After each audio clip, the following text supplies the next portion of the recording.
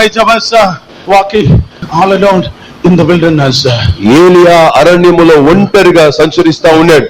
Very, very, very hot weather. చాలా చాలా వేడిగా ఉంది. No fellowship. సహవాసము లేదు. No clouds.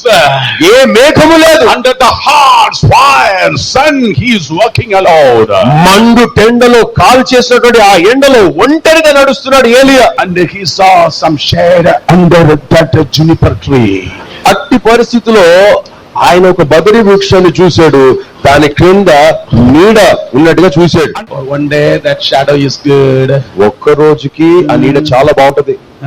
1 week that shadow is good. ఒక వారము పాటు ఆ నీడ చాలా బాగుంటది. But the juniper tree, a prune tree, don't forget every tree is a prune tree in this world. అని ఈ బదరి వృక్షం అన్నది ప్రతి ఈ లోకంలో ఉన్నటువంటి ప్రతి వృక్షము కూడా అదొక బదరి వృక్షం అంటే దాన్ని మరి మర్చిపోకండి.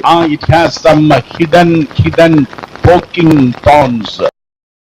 దీని యొక్క ప్రత్యేకత ఏంటంటే ఈ వృక్షములో మరుగు చేయబడినటువంటి కొన్ని ముళ్ళు ఉంటాయి. Oh, you are trusting the wrong people.